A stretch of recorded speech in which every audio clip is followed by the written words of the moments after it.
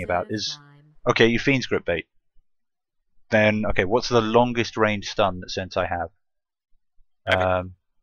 Okay, Ravage, or if you don't want to blow that, you can do some sneaky puck stuff. You know, illusory orb in, silence, blink out, or something. Yeah, that would be one way to do it. Would be to orb in or blink in, and then puck is a good solution to that very problem I'm talking about with the Fiend's Grip bait. The ability to break it with silence and then orb out would be a great way to deal with that. Yes. So, good pick, Senseye. And Team Arena going for the Wraith King, so maybe it is the offlane Lich and possibly a support Wraith. Lanes, maybe. Could be dual lanes. That's the other option. Yeah. You want to introduce one of the teams? Sure. I'll grab Team Arena. All right, playing for Team Arena. On the Bane. Oh, sorry. Give me one moment. Sorry, just need to fix all the overlays. Yep. Sorry, Team Arena. All right. Camp Tradition on the Bane. All 5 heroes of Team Arena sitting in their fountain. They don't want to get ganked on the outside of their tier 3. On the Razor, we're gonna have Brigade headed down to bottom right now. Right now, no one with him. We'll see. Falconer on the Wraith King, either supporting or farming, both. We have Showmeister on the Death Prophet. Now all 5 heroes on the Radiant headed middle, and Nutcracker on the Lich. And the Nutcracker on the Lich. Meanwhile, we've got Senseye. They're at the moment doing a 5-man roam into the Radiant jungle. Could just end up being a ward, given the fact that these teams appear that they're just going to be totally missing each other. For the Radiant. Very slow. They need to turn. It really will. I think this would just have been a miss anyway. There's no way that they would have run into each other. And judging by the huge amount of wards going up and the fact that Tidehunter being played by Kayn is heading up into the safe lane, we are going to be seeing that aggro try. Senseye doing a very familiar draft to us. This is me and David's style of play. But to carry on with Team Senseye, we've got Shello taking the puck mid. Wonderful Shello, who wants lots of attention and praise because he's amazing, and we'll I'm sure see lots of mega plays. Shadow Shaman being played by Razor. Are they going to get this? Are they going to get this Razor? No, they're not, unfortunately. Ogre Mage being played by Divinel, and whatever works on the Viper. So we've actually got 2 aggro tries. Yeah, this is a dodge, obviously, but I don't know what Razor's expected to do down here. Yeah, Razor is really going to struggle. Tidehunter kind of built for going up against tri lanes. Yeah, this is fine for them. So this be a normal lane. Let's get those last hits up. Razor's like, well, I don't know what I'm I'm pretty screwed. Well, I mean, it's actually going to be better than a normal lane for Tidehunter because the pulling opportunities are slightly harder here for Team Arena. They've got the hard lane pull, but the thing about the hard lane pull is it's much easier for Tide to sap XP from it. Nutcracker trying to loop around a little bit here. Going to get a bit of right clicking off on Kayn, who did go for Gush first. I don't know whether that was thinking that there was going to be some kill going on and that would be the most useful for the kill, but certainly not going to be helpful in lane. And Razor still sitting at 0-0. Same with Lich and Bane. This is not where they want to be right now. Meanwhile on the mid. So are we settling on the puck? Are we saying the puck probably has the edge here? I think it's a good lane puck. I don't think it's silence is always going to throw a bit of a monkey wrench in works. Because get the right style off on puck, and doesn't have very squishy hero, not particularly mobile without his ability. Not a lot of damage. I mean, Shello does have the first bottle out on the mid. He got fed quite a few tangos by his team there. Nice dodge on the Crypt Swarm, which honestly, without Crypt Swarm, Death Prophet can't do much. The right clicks aren't that scary. So if they can keep Port's ganking middle. Yeah, if he can keep dodging those Crypt Swarms, that'll be a 1 lane for him, and that's even without this potential upcoming gank. It's not a great time for it with a hasted Death Prophet. They do, of course, have a fair amount of lockdown. Shadow Shaman going for Hex and Shackle. 2 and halfway done. Now is the time. Challenges of democracy and all that. Okay, here we go. Razor's moving out. Ogre's coming in as well. Shello taking the brunt of a Crypt Swarm. Does manage to dodge most of the damage, but the creep wave is dead. they're going to really struggle to go under the tower here. The question is Showmaster going to edge forward just a little bit too far to try and get this puck? That might be too far. There's a Hex. Where's the Shackle? There's the Shackle. They're going to need a lot of nuke coming down here though. Need some more right clicks, puck. There it is. Shelu taking first blood. Well played.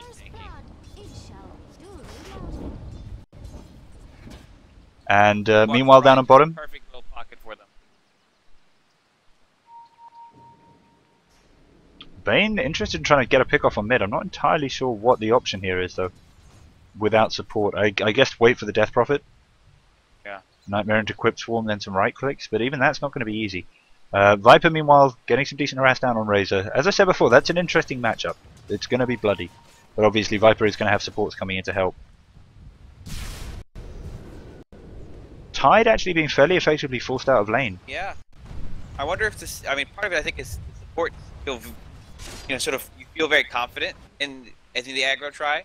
Mm-hmm. And I think they're playing well, not being afraid of the Tide at all. But quick contrast though, Tide is 3 for 0, and I think level 3 last I checked. Razor down here has only just hit level 2 and is still 0 for 0. I don't know what they expected this Razor to be able to do. So what do you do here? Because I'm thinking maybe you rotate the Lich down and you go with the duels. Wraith King. I don't. No, their lane would kill. Lich has no lockdown. They would get murdered. Oh, you can. I was thinking you keep playing defensively. You get some additional XP from sacrifice, things like that. There's some possibility. There's some possibility. But I mean, I agree. They needed more from what ended up being a Wraith King. Kane taking some harass up on top lane. I mean, Death Prophet is certainly getting a decent farm on mid. Puck not able to deny her all the XP. Wraith King is certainly getting farm up on top lane. But the problem is Tide can do things without having too much farm. Razor really can't. And Brigade being dove here by the Dire tri lane, and that will be an easy pick off. We do have a TP coming in here from Bane. I think they were thinking about diving on that, but the creep wave had already gone down. Push this in and dive him. They certainly could. Bane and Razor. What are they gonna do? Yep, here comes Razor, and this is a perfect place for the Dire creep wave to stop. They can pick off the Radiant creep wave without any tower harass coming down on their own creeps. But no, the tri lane seems to want to back up. They gotta. Even if Razor's sapping Viper, he's still gonna do a ton of damage with his orb. Viper finishing off treads, that's going to make him very, very sustainable in lane against the Razor. Like level 3 Razor with very little farm up against level 5 Viper with practical free farm.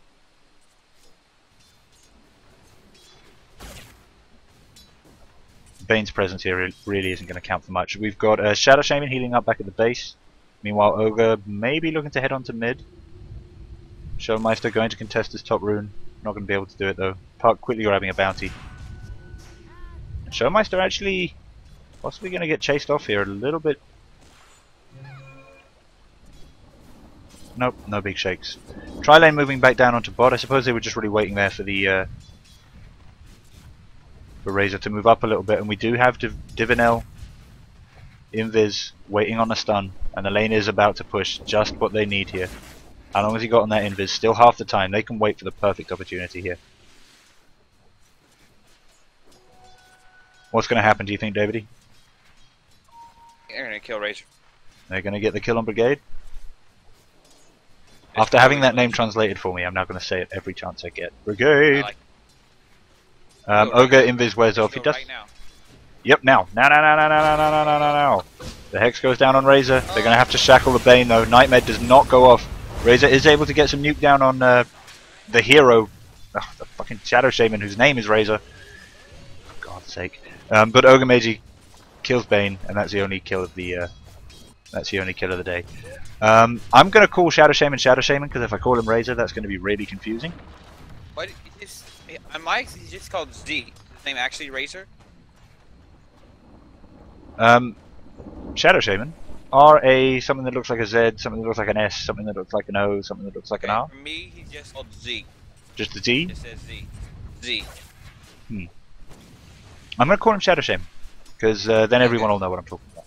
Alright, like it.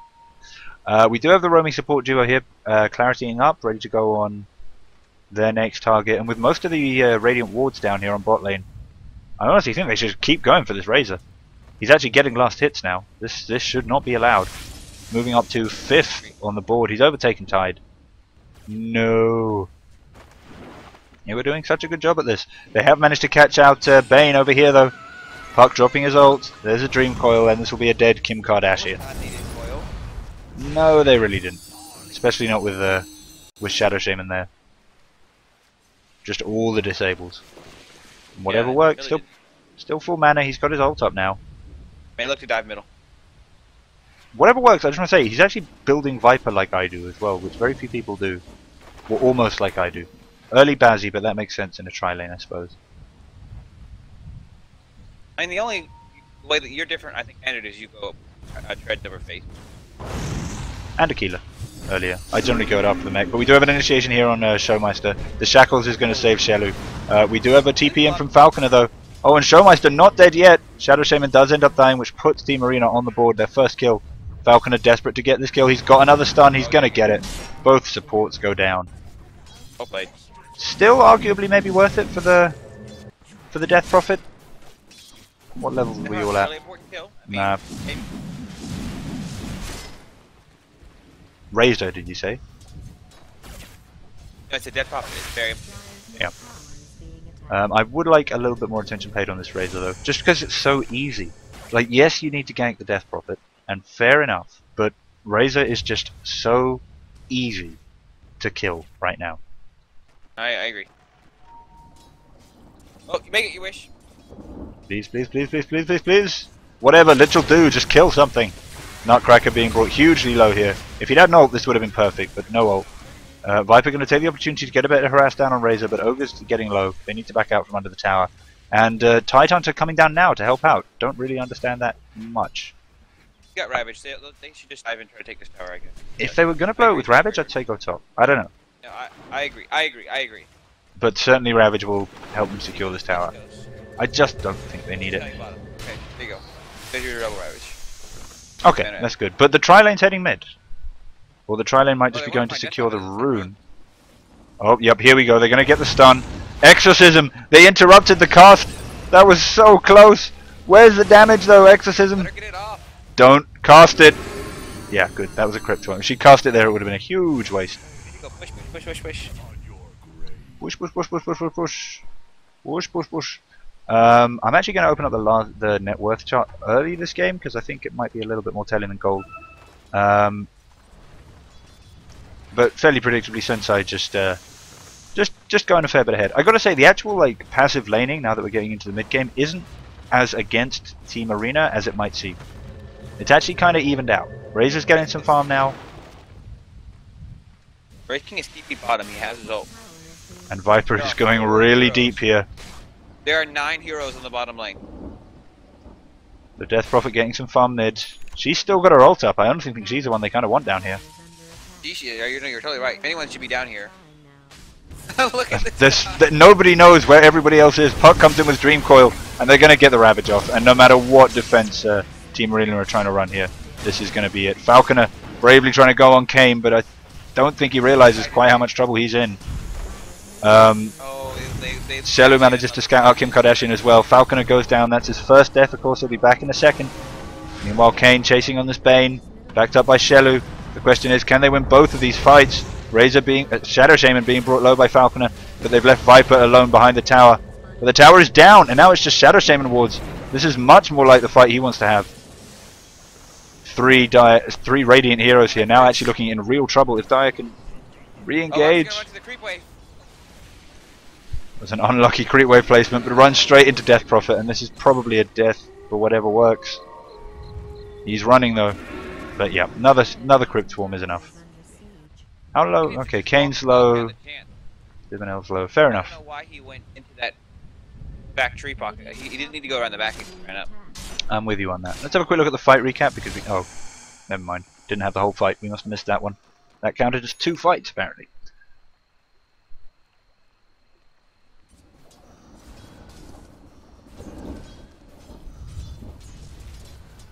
Nutcracker now securing some farm for himself down here on the bot lane. What's he got so far? Very, very little.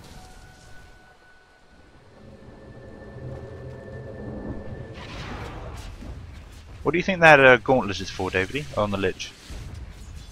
The Lich should be earned. What I'm hoping. Good pressure. Up on top lane, Showmeister, hexed by Shadow Shaman. Gonna eat a gush, but we've got a lot of Radiant TPs coming up here now. Brigade and Kim Kardashian. Both in the area.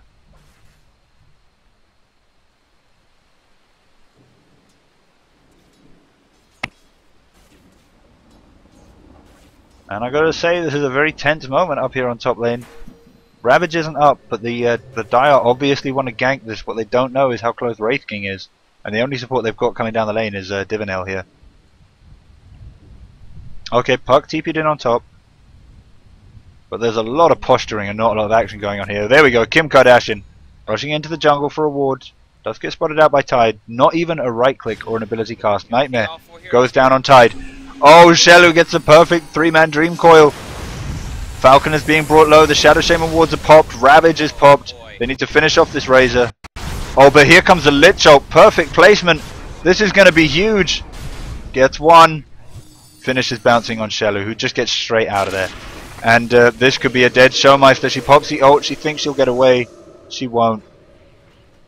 She won't. That was a misplay. That was a bad ult. There's no way around that.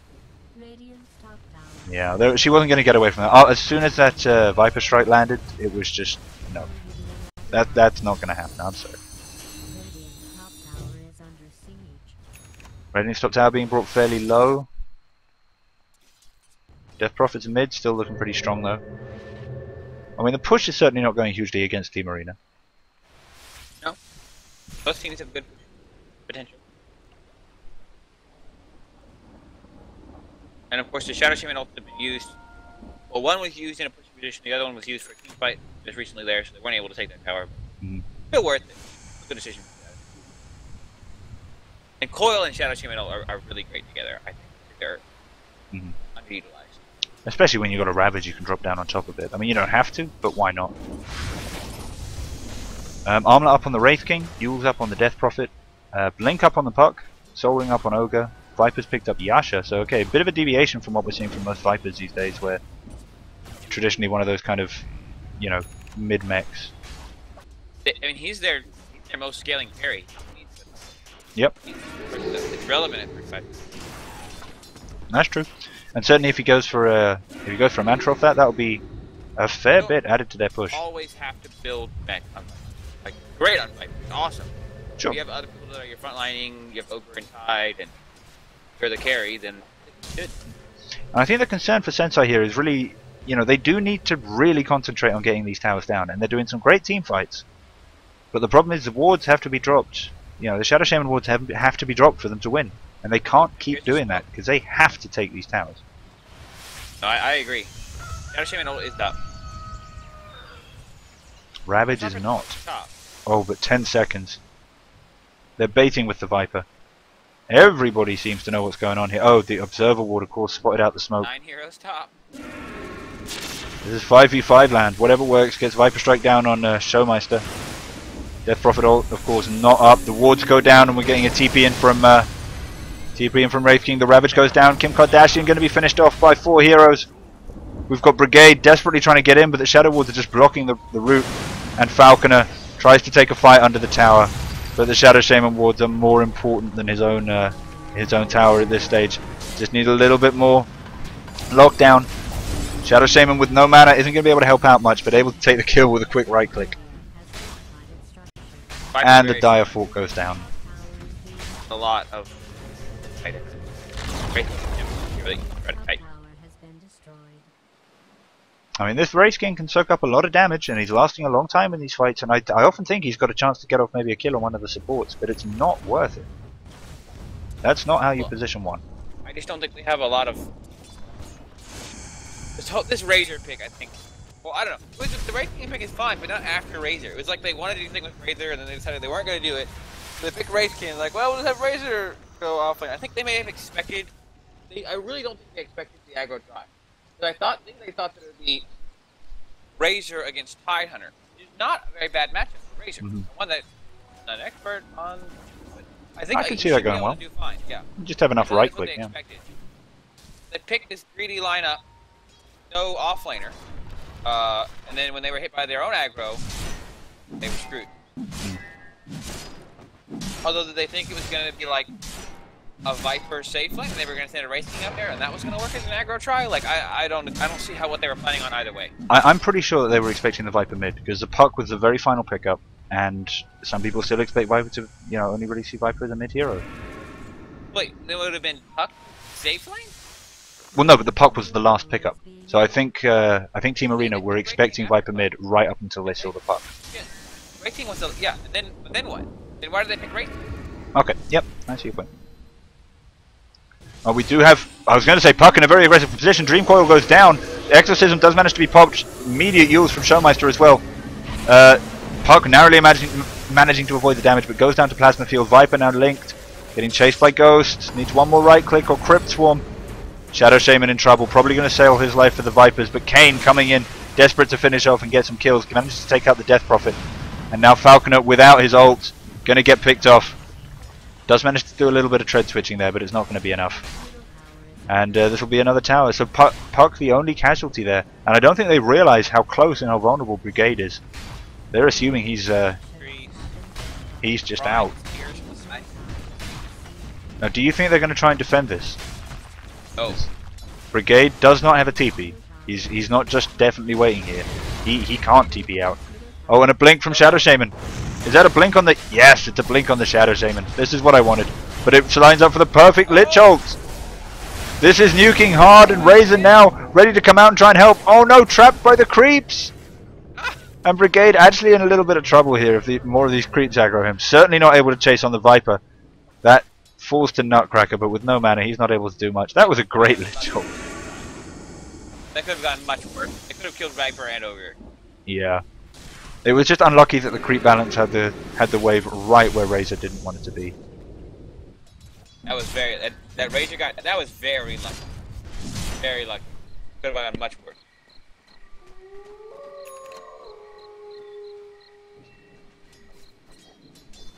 Wow. Okay, so let's have a quick look at the XP graph in the meantime. So Senseye obviously actually pulling back about half of the XP lead that.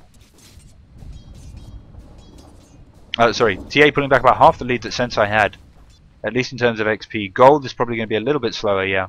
Still definitely in Senseye's favour.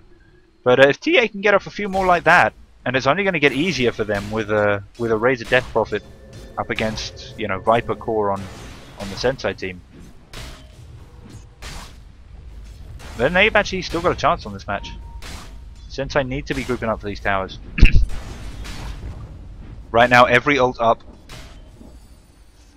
Gonna get a haste rune now, probably gonna be put on the Viper. Hoping so anyway. Viper or Shadow Shaman. Viper's actually throwing some right clicks out of Roche. They've certainly got great wards up for going for this attempt, but the damage is gonna be tricky. Okay, the wards were used on Roche. We do have a huge number of hexes and disables coming out from Shadow Shaman, and it seems that they do actually have the tank to just handle this. Radiant, meanwhile, seem to be none the wiser. Got an attempt at a smoke coming out from Kim and Nutcracker. With no Lich ult, that's their one really quick fighting tool. Roshan down. Nutcracker and Kim Kardashian suddenly realizing how close they are to danger. And I think the Dire team there were expecting more of a follow-up. I think they thought it was more than just Lich and Bane. Park Dream Coils in, nukes down, Tide's in to help out now. So is Viper. This will be an easy kill on the two supports. It was a great blink initiation from Shadow. But not much to say once it happened. Viper with an Aegis now as well. And does have the mech up, so went for the mech after the Yasha. And Puck getting a beautiful silence on the Death Prophet, gets used. And left to fight jungle creeps. The smoke gank effectively ruined. Viper spotted out as well. But can they convert this into a tower? Because they really have to. And they have... Tide, no! Where are you going? You have the Ravage! I mean, they're far enough ahead, I think, at this point. I think they can be a little bit more patient. Instead, I can try to take the bottom tier 2 with the Aegis. You're very confident. I suppose bottom tier 2 more valuable than mid, but I think I probably think would it just have would've pushed for been mid there, but no, So bot's they- more valuable. If they had pushed that, they would have potentially lost their tier 1 bottom, and I don't think they were willing to make the trade. And there's this ahead. Oh, fair enough. Heard Bit of movement on Radiant coming up the mid lane. And we also have Kane here farming out bot. I think you are right that it is the bot tower that they're going to go for. The problem is I don't know how the rest of the Senseye team are going to rotate in there quick enough to really be of support. Viper buddy, I appreciate he's got stacks to take, and you know they're going to be gone the first time Team Arena try and gank through the jungle, but he needs to be with his team right now. Does he have a TP? Oh, got the Aegis too. Well, I mean they certainly can't take this fight without him. This is the reason that they would want to fight, so... Really down there with his Aegis. Now? I think he's on the way now. But obviously this has given Team Arena just a huge amount of time to prepare. Again, 9 heroes down on bot lane. Perhaps this is just how Senseye like to play it. Just make sure you've always got a core farming, and then distract the other 5 with your 4. And if that is what they're trying to do, then Team Arena are just falling for it. They've been the 4 and the 5 various times. Viper is going to be spotted out by the Zobs as he comes in, but we've got a Dream Coil in from Puck landing on Faulkner. Obviously this is not the ideal initiation target because he's going to be coming straight back. The Ravage goes down, but the Lich Ult is also popped. Shadow Shaman wards put out to stop the rest of the Radiant team coming to help Falconer, who gets a stun down on the Shadow Shaman. The Puck Orb is doing a huge amount of damage. Viper's only just arrived at the fight, though. Razor is finished off.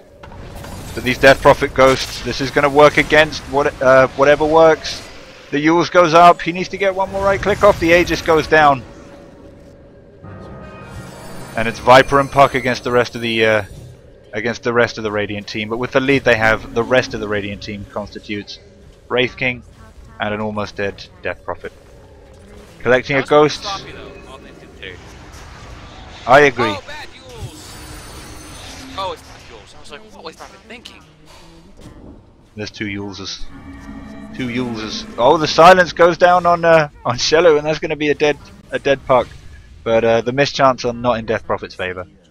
And that actually amounts to a team wipe for Senseye there, but they're still not able to get a tower. They needed. Why wasn't Viper with them in the first place? Yeah. I think we talked that one to death, and I think we agree. Now let's talk about it some more. Viper should have been with them, and he wasn't, and that was a mistake. It was a big mistake. Dragging No the doubt on Radiant that one. wave. All the way across. Our creep waves don't chase up the steps.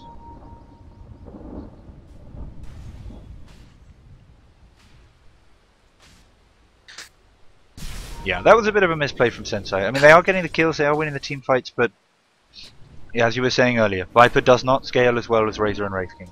Or Death. Well, maybe Death Prophet, but in a different way. And the late game will definitely belong to TA. I am really talking this to death. I would do this every game. Wraith King BKB up on him.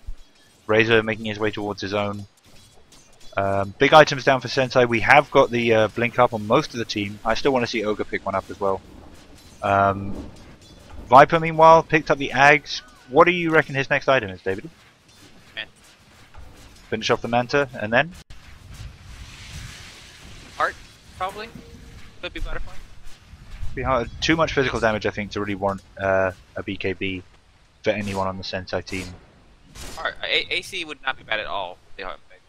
Mhm. That's what I would do if it was me. I can see it being hard. You'd be right-clicking hella fast with an AC and that Bloodlust up. Plan. And Viper is going to be able to sneak down here and get some damage on this tier 2 bot. Nope. Never mind. Creeps will do a little bit of damage, but I think Sensei are being perfectly aggressive on the heroes, not aggressive enough on the towers. It looks like they're in a group of middle, but they don't have their Aegis. I'll tell you that after a little bit. Team Arena are ready for him though. Yep. We see Bloodlust being cast on all these mid heroes. I mean, they don't have the Aegis, they do have every ult. And the ults were winning them the fights before they had the Aegis. Then again, Team Arena obviously have all their ults as well. It's going to be a tricky one. Puck up on the high ground, just looking for a pick-off. Bane manages to get Divinel in a nice nightmare. The rest of the team coming into support. A nice blink initiation in from Kane though. The ult takes out the Viper ult takes out Falconer immediately. He'll be right back up though, and the Lich ult is bouncing around the Dire team. It finishes Puck. It's bouncing between Shadow Shaman, the Ogre. Boy. Shadow Shaman going to be finished off by Plasma Field, and it is just Tide and Viper left. Death Prophet solo, but not dead. Viper, why you no run? Drops the ult on Nutcracker. It will kill him, but not worth. Oh no. And this might actually go the way of Team Arena. The difference between a Death Prophet with 50 health and a Death Prophet with 0 health is a big difference. That was a huge misplay from Senseye there. They just are not appreciating the scaling that Team Arena are able to bring. They could have won this game already, I think, honestly. 28 minutes with the lineup they have. That's kind of the time you want to be thinking about ending the game. They haven't even taken the tier 2. I might be being a little bit harsh, and they do still have a fairly decent lead. Although the XP is almost caught up, Gold's still a little bit further out. I was talking about during the draft, if they can get a bait out, if they can survive an initial burst, they have so much damage that forces you to disengage, and Senseye is not a team that's good at disengaging. The other problem that... Once those battle lines have been crossed, Team Arena can really make you pay. They want this Wraith King. The other thing is they keep, focusing down this Wraith King, which is good in an extent. He's a position 1, but if you're doing it at the start of a team fight, then he's just going to come back, and meanwhile you're all dead. They do manage to finish him off here though, so that forcing out the resurrection from him in that earlier team fight, certainly not a waste. And maybe without the Wraith King they can try and make this play happen mid. They don't have wards, they don't have Ravage. Not too far on either one of them though. Wards will be up for this fight. Ravage for cooldown that everyone's watching. 30 seconds left. Doing some decent right clicks down on this tower. The wards are dropped, threatening Nutcracker as well, and he's just nuked down. Viper using his ult there, of course, with Ag's cooldown is basically nothing. And that's free tower. Puck! Woof! That's the point when you say, I wish I had my sheepstick. Viper needed to go on that Bane. He was the one that could kill him. Senseye then immediately going for a defensive play. They do not want to lose this tier 1. That would represent the beginning of the end, I think, to them a little bit. And Puck very quickly dealing with the creeps that are pushing against it. Bottom Shadow Shaman not there. That is ult. Roche will be up in about 2 minutes, so a little bit of a longer time. Almost a full respawn time on this Roche. That really is, yeah. Basically, just down to like kind of 5 seconds. I can't even see the gap. Yeah. Oh, I can see it now. Okay, it's there. But basically a full respawn time. Very bad for. They have maintained their ward coverage there as well, which is obviously something that's very, very important for them to be doing, but easy to mess up on. Now we do have Shellu moving a little bit further forward here with this wave, blinking straight out when he sees the defense coming out from Team Arena. And the problem is, if they're going to back out from all these fights as soon as they see a defense, then where are they going to go? Dewarding coming out from Team Arena. Oh, Shellu going straight in there. Tim was like, nope. Nope. I'm here myself. See you guys. Just immediate self-nightmare. No thank you. Ogre checks Roche and just can't believe his luck. And he's right. I mean, this is mad. Long respawn. Shadow Shaman up on top. I think looking, if he can, to sneak wards onto this tower if and when his team go for Roche. The question is, are his team going to be able to take Roche without him? He brings not only the wards if they want to use them, but also a huge amount of disable. Viper should have enough damage at this point. With the Tide minus armor, I think Ogre will bring enough to disable. They can definitely do Roche. I think we're about 3, 2, 1. Well, it's very close. Roche will be up momentarily. So whoever wins this fight, Davide, this big fight that's boiling up on top, they're going to be able to go and get Roche. And I definitely think that Senseye would be best to back up. I think Yep. it's a small one, but I think this is their fight to lose. I'm with you. Heroes on top. Senseye need to back up and secure that Roche. They've been checking it. They know it's Yeah. soon. Yeah. I don't know why they're so insistent on this tower right know now. it has to be up. But I kind of. The Crypt Swarm's just going to keep nuking down their wave, though. They can't. They actually cannot push. It is literally impossible for them.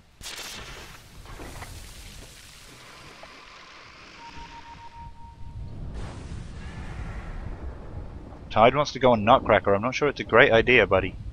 You suddenly get a whole load of heroes bursting on Lich, and Lich be like, ult, and then don't care if he dies. And Bane is there to nightmare anyone that gets in trouble. Radiant's bottom tower is, I guess, taking a little bit of a, or about to take a little bit of harass. That's something. Yeah. Bottom is pushing in. It's something. Whatever works. Dropping a few right clicks on the tier 3 up here. Dropping another ult down on Faulkner. And for all the strength of PA, what they totally lack in is initiation. I mean, they really can't do anything unless Senseye engages into them. So, they just want to sit there and let that bottom tower get pushed. Look at this. Shadow Shaman and Puck in the trees. What a standoff. I like this, man. This is perfect for Senseye. Yeah, it is. It is. They can take this tower with Viper right clicks. There's no problem with taking. Oh, Shadow Shaman wards aren't bad, I guess. Not really needed.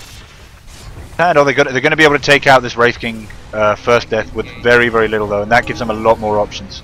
The BKB is popped. The ult goes down. Falconer the only one unaffected. It's a refresh ult. I did not see that come out. But Bane and Lich so low, not dead yet. Razor and Falconer both chasing the Dire team back up the lane. And there's just so much damage coming out with this ult. The leash on Razor and the crits from Wraith King. Divinel in real trouble. Whatever works in real trouble. He's soaking up the ghost damage. He does manage to make it out. But not so much Divinel. Puck does manage to finish off Wraith King on the back lines. And we've got Shadow Shaman and Puck trying to take out Schaumeister and Brigade. The Exorcism is over. But Shadow's having damage stolen. I do not think that was a very good dodge there. I think he was hoping it would break the damage steal, but even if it had, I think he was hoping it would last long enough for his Blink Orb to come off and down. But so having a quick look there, most of the damage coming out from the DP ult. And that I think is the thing that Senseye aren't doing. You've been saying it all game. You know, what they need to do is bait out these ults and then get away, and then get back once the ults are down. Other than Puck, I guess. Sorry? Other than Puck, they have a pretty terrible team for disengaging. And that was a fight that they handled really well. They killed the Wraith King. They got the Shadow Shaman ward down. They forced him to chase after them. But they just couldn't get away. They just couldn't. They tried their best. They can only run so fast. In all honesty, if in this game, I would have built a Blink instead of the Mech on Viper. Or a Shadow Blade. I mean, Shadow Blade's a noob escape. But in a fight like this, it could actually work. You just need to make it so that there's not a clump of heroes that can easily chase. Okay, 5-man smoke, headed towards Roche. This is going to be huge. Most ults are down. Wraith Kings is back up though. Divinel gets caught in the nightmare. We've got the Viper ult going down on Kim Kardashian. No Fiend's Grip. The Lich ult bounces back into Roche between Shadow Shaman and Viper. That can't be right. The Puck damage is coming down and a beautiful shackle coming out from Shadow Shaman. Just holds up the Death Prophet, whatever works, so not able to get away in time. Huge, huge damage going down on this Razor if they can get that pick off. If Puck can get in here and help. Wraith King coming straight back. Chasing down Kane. And this is another fight that Senseye really just need to be retreating from. Shelu though doesn't want to. The Viper ult goes down on Showmeister. They can kill him, but Falcon is coming in from behind. The ult! Oh, the Tide Ravage! It's enough to kill Death Prophet, but not in time to save Puck or Viper, so Kane is going to be losing his life as well. This is an insane game. Ogre dropping a bit of harass here. But no way he's going to be able to get that kill. So wow, huge, huge fight in favor of Team Arena there. Unless there were more buybacks that I missed. Not seeing any. That was hugely in their favor. Your thoughts, Dave? What a game. This is honestly one of the best games of Dota I think I've cast in quite a long time. It should be TA's win. It's their game to lose, though. Shadow Shaman does put out the Roche attempt. I think just to deny it to them, maybe, but he's not going to have his blink off cooldown in time.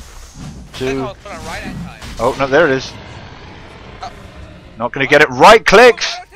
He right clicked. No, the vision is granted. The leash is down, and that's a dead Shadow Shaman. Oh, Shadow Shaman, why? Well, that'll be one, probably two tier 2s going down, I think. Okay. Lesson 1. Don't use auto attack. Lesson 2. What? I mean, you're not gonna steal the Aegis. Did he really think that was gonna work? If you did steal the Aegis, it's gonna kill you twice. I think that there could be an argument for that, because, you know, yeah, they kill you twice, but, you know, Wraith King or Death Prophet doesn't come back twice as well. Maybe. But they need his ward. Yeah. All right. No, I'm with you. I think that was the logic. I know. But okay, dude. We do have BKBs being brought to very low cooldowns here on the Radiant side. 7 seconds for Wraith King. 5% separated from his team. They can go after him. They can catch him. They don't have I don't think they got the speed. Wraith King didn't even build a blink. He needed to build a blink this game. I don't know why he did. They did that. They could have won the fight at top tier 2. Well, that was the first. Anyway. I said 2 tier 2s. That was the first one. We're moving on to the second now. Shadow Shaman wards are available for the fight. There will be double Ravage as well. This is going to be another big one. Everything's up. Yep, there's the Exorcism just came off cooldown. Wraith King on about half health, but with Armlet that's really not a huge deal. And he's saving up for a Reaver. Ambush outside the tower. The Death Prophet ult can't take it. Here we go. There's the Ravage. They get the wards down as well. There's the second Ravage, and they're bringing them all so low. Showmeister's ult is going to do nothing. Brigade does manage to pop his BKB. Falconer being nuked down here. They need to finish off Razor. He's the one who doesn't come back. There he is, and they get Bane, and so this will be a quick kill on Falconer, and then they'll have the damage for a second one. In return, I think Falconer did manage to get the stun and the deep down on Shadow Shaman to get 1 kill there. Nice bit of Armlet toggle there. And here's the final res. Most mana is gone now for TA. The BKB is finally popped by Falconer. He needs 1 crit, doesn't get it. Those wards doing so much damage, and let's have a look at that fight recap. The Ravage, 4,645 damage coming out from Tidehunter. That is insane. That is absolutely insane. 4,645 damage? Yeah. Just didn't do that much damage. Yes, I do it. Yes. Apparently it does. Apparently double damage on 5 people with whatever else was going on. Does. 450 damage on 5 heroes. That's... Oh, wow, okay, actually it does do that much damage. That's nuts. That is nuts. Top tower in real danger here up top, but obviously Team Arena can just come back. The Lich ult is down. And out. But Kane is caught in the Yules. Whatever works wants to come in to help. I don't think that's a good idea, buddy. Your friend is dead. Puck is ready to try and make a nuisance of himself. Probably not the best plan. And they still don't have the tower. That was an amazing team fight up on top lane, and you were right, it was a great decision to engage outside of the tower. But they're not getting anything lasting from these engagements.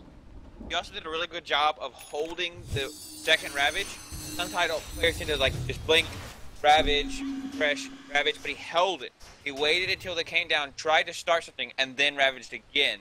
And that's really what provided them the maximum amount of I just want to point out that brought the XP graph back to basically 0-0. So we are 40 minutes in and completely even Stevens on the XP graph. Does this feel like the type of, this feels like a type of game that you and I have been in a lot. Yes. I feel like I've been in this game yes. a lot. Yes. Senseye struggling to go high ground or take objectives, but fight for aggro, try. Yeah. Team fight swing. I feel like I have been in this game. I feel very qualified to cast this game. very, very qualified. Oh, and huge ward war suddenly starts off between Kim Kardashian and Shelu. Puck wants to try and play with the entire enemy team. That's fine. His team are close enough to come and help if needed. By the way, can we make a rule about not allowing yellow sentry wards? I really don't like yellow sentry wards.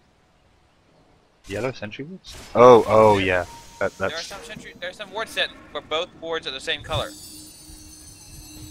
Please don't do that. S'il vous plaît. S'il vous plaît.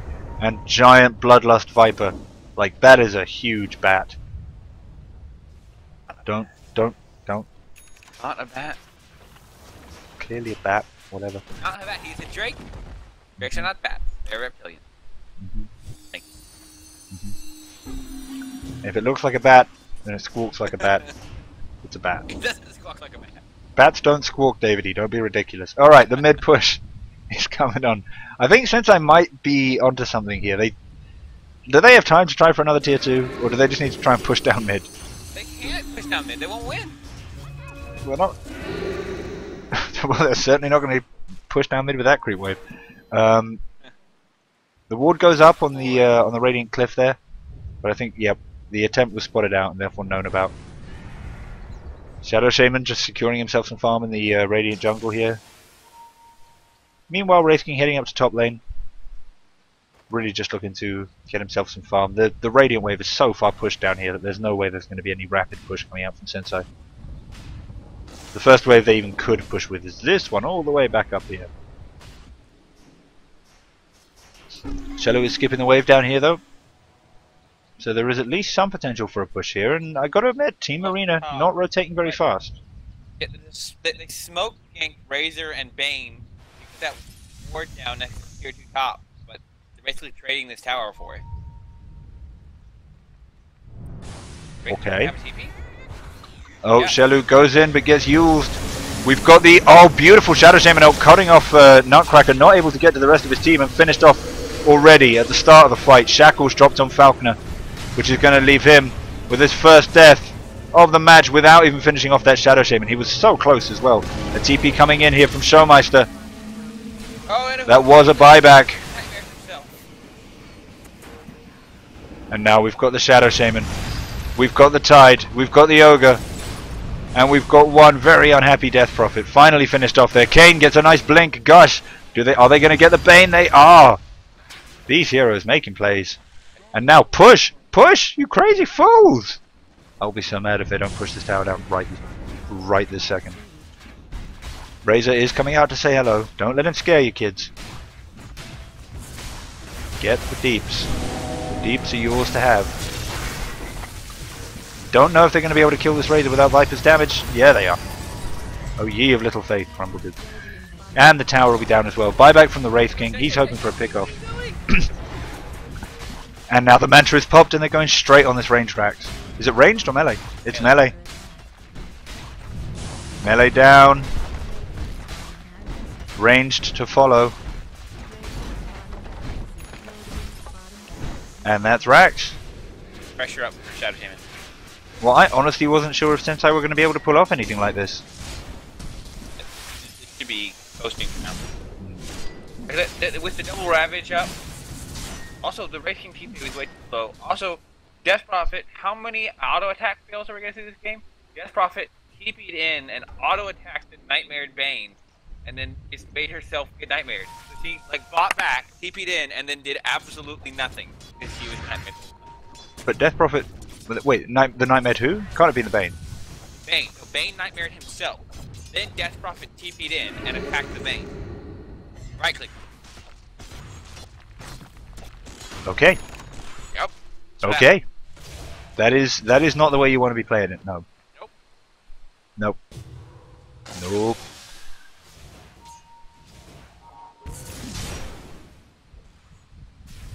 Falconer getting some decent farm over here in the Radiant jungle. Bit of a push, moving up on the mid lane. Shellu comes in with a sheep stick, gets silenced immediately. The Nightmare to follow. There's a Ravage though. I gotta say, Senseye don't have all their heroes here yet, and they've been winning because they've been grouped up as 5. All the BKBs popped on Team Arena. Nutcracker low, but does manage to get his ult off. Falconer being brought low, but it's only his first life. Razor possibly a little bit too far forward here, buddy. But no, he's going to be able to finish off Kayn. Whatever works, backing right out of the fight here. Oh, Puck getting. Puck getting absolutely neutered here by right clicks from the Wraith King. And finally, whatever works comes back into the fight. I honestly think he was way too cautious backing off there. Showmeister getting his health back. If only he had the ult, this would be so many easy kills. Shellu comes in, gets a silence off, dodges the right click, calling for backup. Gets the kill solo. Well, Solo with the help of this huge wodge of creeps here. That was 2 big missed for me. One totally nerfed, or didn't hit 3 heroes that you could have hit, and killed at least 2 of them. And then very badly misjudged the Yule's timing on the puck. Another kill. That could have been a huge turnaround by Death Prophet, but it was completely And Shello incredibly low here, but still willing to go for this. nightmare. Good nightmare there from the Bane, yeah. Saves the Lich. Oh, the Lich ult is popped though. Oh, Just 1 hit on Divinel. What's the cooldown? 60 seconds. Oh dear. Meanwhile, level 1, whatever you mega creeps, ultra, whatever. These racks down creeps. the other ones are mega creep full upgrade. Mega creeps with full up. That can't be the official name. That's what it is, dude. I'm sorry. I'm not happy about it either. Mega creeps that with either. full upgrade. Oh, that's awful. Pretty bad. Puck being a nuisance bottom while the team pushes up mid. This is exactly the plays they need to be making. Well, I mean, for as long as it works. A crit stick out on the Viper.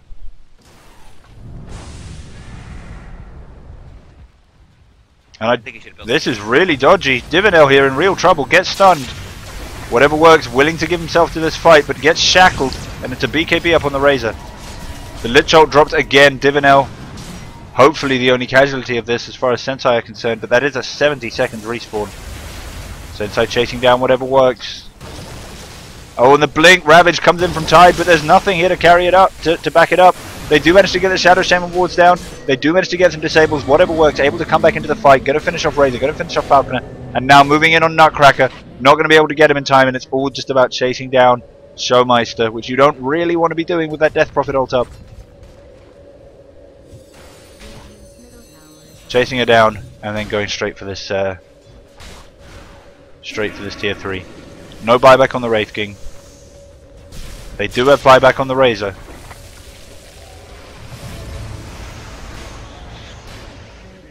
Shello being brought low just by tower harass so far. Oh, the Crypt Swarm almost catches.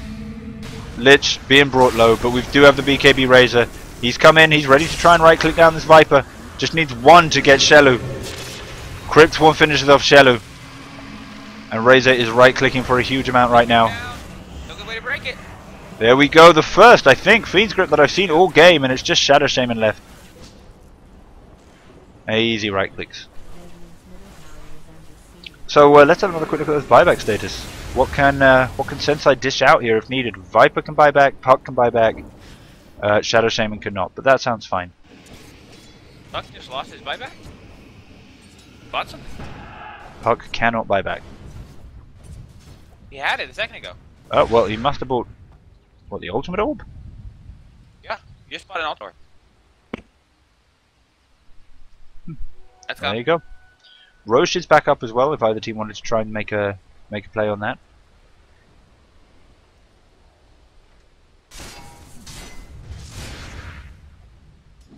"40 seconds left on Exorcism, 40 seconds left on Fiend's Grip, so TA are up fairly soon. Same amount of time on so quick look, all the other ults. And Falconer just securing himself even more farm. Next item, Heart, do you assume? Oh no, he's already picked up the Blade Mail. I like that decision actually. On Wraith King? I think an AC might have been better. I think the Blade Man was a good decision because that's the only way they really have to win. Like, I think finishing up the Mjolnir maybe, and then looking for an AC or a Heart. Oh, he has. Okay, let's see if I can do this. He has 28 armor and 2.2k health. And after you have 1,000 health and 10 armor, you want to have, what is it, 10 armor for every 500 health? Is that right? Something like that. Honestly, I forget this every time I look away. He's close, I think, to where he needs to be for the optimum effective hit point. More action going on at the Roche pit. Puck just really running distraction here. And actually, I think, this is really unfortunate for Radiant. They assume that Puck is kind of leading a charge, a gank into their jungle, so they're just backing out of the jungle, but obviously taking them further and further away from Roshan. mean, they had to have known that when Dire respawned, they were going for it. Guys, don't want to take this stuff? Nah. Who got cheese? Tidehunter, I believe. Oh, okay, I thought it was Shadow Shaman. I was like, you what? You what, mate? You what? Oh Big dire wave here on mid, which is exactly when they need it. Look at this. This is an army. Yeah, I bet a couple creep swarms take care of the first. It's big though. That's big. Viper, where you go? Where you go? Viper, where you go? What? I do not understand. I understand pushing the lanes out. I don't understand not just winning the game when you can just go and win the game. Leave your illusions up there. They got this. Shadow Shaman dropping wards onto the mid tower. Oh my god. I guess they're just hoping to. Yeah, I guess they can get it down. Yeah, that's true. And then I guess they're just going to go for the Aegis push when the wards next come off cooldown in 2 minutes. He has refresher. Yeah, but refreshers is also on cooldown What is it? for the next 3 minutes. Oh yeah. Okay. Kind of think they should have brought Viper with him on that one, and then They won. really want the tier 2. It was They- all very clever bait. They wanted the tier 2, so they baited with a successful push on the tier 3. Right. I gotta wonder whether these guys maybe are having some trouble with their TeamSpeak or something.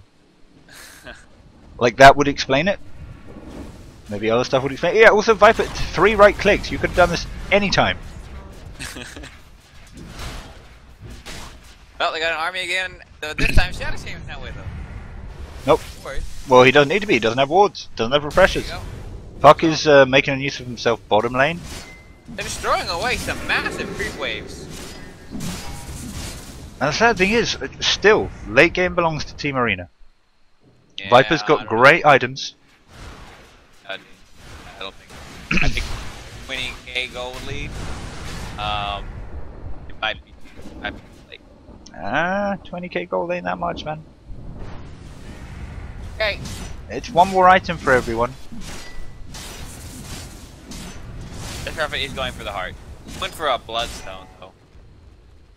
Ooh. Ooh. So 17 seconds till the next Shadow Shaman wards, and that will be the point when we have all of the ults up. Tidehunter has double Ravage. Double wards are going to take another minute though. I do not think that they're going to be waiting for that. Necro 3s. They don't have Puck, but they have everyone else. Crypt Swarm's being dropped. Just get those Necros on the tower.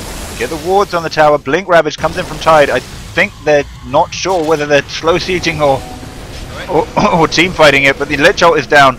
Tide eating the brunt of most of the hard carries here as the Puck ult goes down and stuns Razor, stuns Death Prophet. Shadow Shaman forced to back out. Viper following him. I think this Razor's down though, Lich is down. Kane going to be finished off by the Death Prophet ult. Puck Yules. Going to lose a real bout. Whatever works finished off as well. He does have the Aegis, but these wards, they're finishing off the racks. Oh, Mist Racing's done. And Ooh, that might actually spell his own ends. Nightmare's used. The Shackle went down, but we still have Hex. Divinel just trying to cover, I think, here. Whatever works on his way out. The stun doesn't miss that time. Puck, meanwhile, is pushing mid. I just want to make sure we all know about that. Puck pushing mid. Glyph gone down. Showmeister actually finished off there. Ends up suiciding. And we'll be back up in 68 seconds. Right, Most well, damage there coming out of the Death Prophet ult, 7,000 damage, and Viper, 7,000 damage just from right clicks and Nether Toxin, and GG called out from Team Arena. What a game. What a game! My gosh! Oh, that was officially crazy. Was that game 1 or 2? That was that was game 1. Oh boy. Yeah, we still got game 2, and these two teams, like honestly, I think Senseye just needed to be a bit more aggressive and a bit more in tune with what they were doing. I think they are the better team. I think they had the better draft, and I think they should be able to win the next one quicker if they kind of just get their act together. Viper Macro trying. It's too strong. That's I have that to say. Is that your final words? No, my final word is I do not mean this in a mean way, but I wish that Senseye lost so that I could have use this time to give another speech about how Viper should have been there for that bottom push when he had ages. But well played to them for winning regardless. And yeah, thanks for tuning in, everybody. We'll be going straight into match 2, but please do follow, subscribe if you're watching on Twitch or YouTube or something. And yeah, let me pop up the Be Right Back screen. We'll be we'll be right back.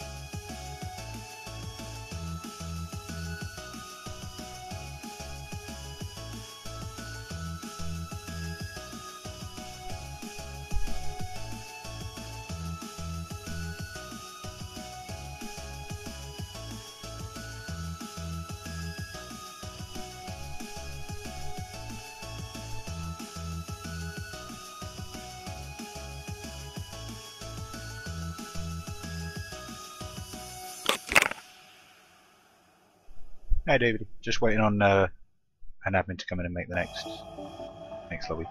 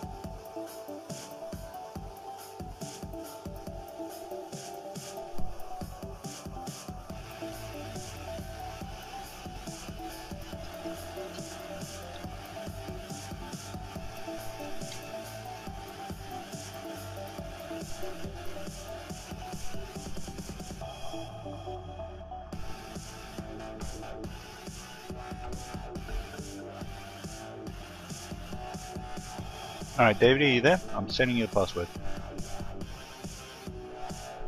Oh, wait, David, are you there? David S?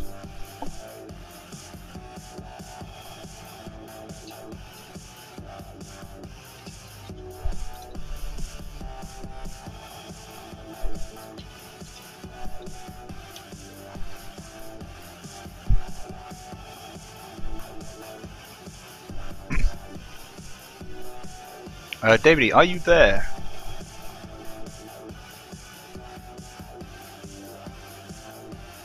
I think we might be missing David for this one, I'm afraid, guys.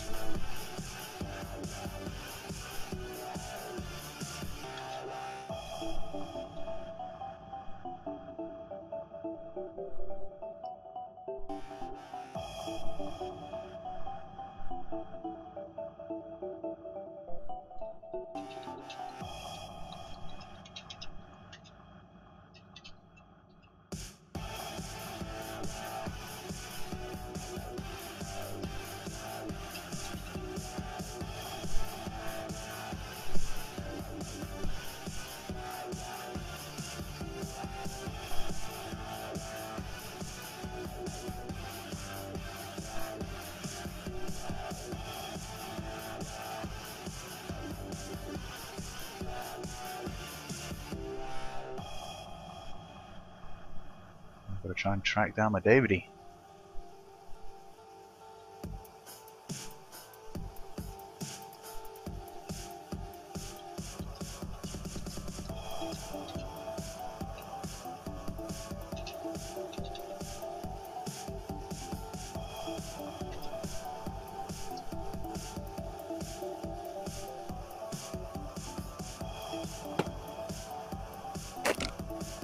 Oh, I hear David noises. I'm here. Hey, I sent you the new password and I think we're good to go.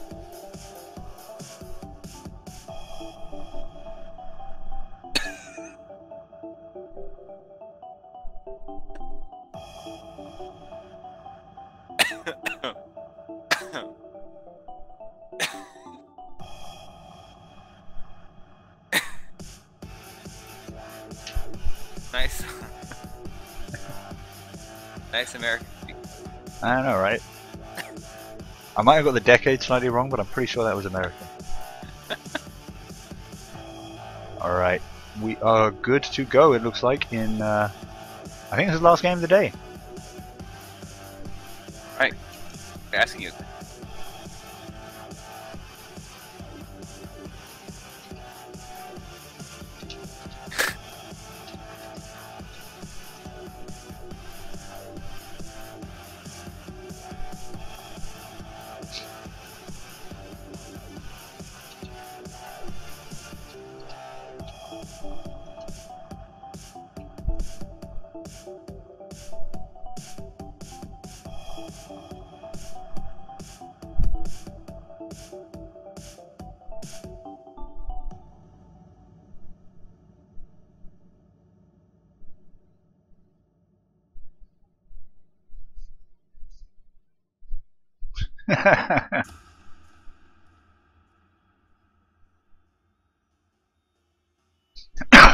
And we are ready to go, I think. Indeed. Alright. Let me get my overlays and stuff sorted out properly, guys. Fundamentally, the last game came down to the draft. Like, if they thought it was going to be a safe lane try, then I don't know how they could expect to win it with Raiders. If they thought it was going to be an aggressive try, then it made no sense to send Raiders to the bottom lane. I'm with you on that. I'm with you on that. That's what I think. Alright, let me get the music off. Maybe you let a couple of bands go past. And we will start getting our cast on. Make sure everything's okay. Yep, I think we're good. Alright, good evening ladies and gentlemen, and welcome back to the last game of the day. This is Playday 2 of the ESL Thinkfast Razor League ticket. And yeah, we are back for the second game of Team Arena up against Senseye eSports. And yeah, so what do we think of the band so far, David? Not shocking. I think okay, Brew, yeah, Brew. I've noticed actually some teams especially particularly don't like going against Brew. Some teams are happy to let him go through, some will always ban him. But the Viper, like that is something that Senseye just dominated with in the previous game, so I don't really blame Team Arena for the quick ban there. That said though, I don't think he should ever be a first round ban, because you can counter him, you just got to be able to predict him well, and they failed to predict the aggro try there. Oh, so, the Viper. Yeah. The Viper, yeah. Yeah, there were plenty of tools to deal with it. Just their lanes didn't made sense. No matter how they were calculating it, I did not see how it was supposed to work. But whatever. Tide and Centaur both banned. Certainly the offlane initiation from the Tide there certainly did a huge amount for Senseye. Yeah, but of course Team Arena have maybe fallen into the trap here of just target banning based on game 1 and leaving in the actual tier 1 heroes that everybody's rightly afraid of at the moment. Viper and Tide are not that far from tier 1 heroes. Tide especially. 5 seconds. Viper less so. Reserve time. It'd be tier 1. Shadow Shaman. Shadow Shaman, first pick up for Senseye. Dyer's pick. I really like that. You know, they certainly made work with it previous game. I think their coordination could have been slightly better, because of course the wards are best used as 5 to kind of assist in team fights and tower pushes, and you really want to be getting them down in the middle of a team fight while you're pushing a tower. And they sometimes weren't able to get... Shadow Shamans. Sorry? You ever looked at his Shadow Shaman K9s? Shadow Shamans? What the fuck is that? Teeth, the K9. Oh, K9s. Right, yeah, sorry, I was like, his 9s? What the hell? Yeah, those are some pretty big teeth. I think he's an orc or a troll or something. So... What? That's ridiculous. They're huge. Look how wide they are. Yeah. Not even sharp. That's true, they're unusually wide. Anyway, moving on to Dota. Skywrath Maid's picked up for Team Arena. Certainly great, one of the best spammable silencers in the game, able to counter a huge number of things. I'm wondering whether Team Arena... Shackles, you know, small thing, but could come. Yeah. I'm wondering whether Team Arena are planning on picking up one of the channeled ultis. The Bane, the Witch Doctor, possibly even the Enigma, although we haven't seen a huge amount of him, and I think it would be very risky.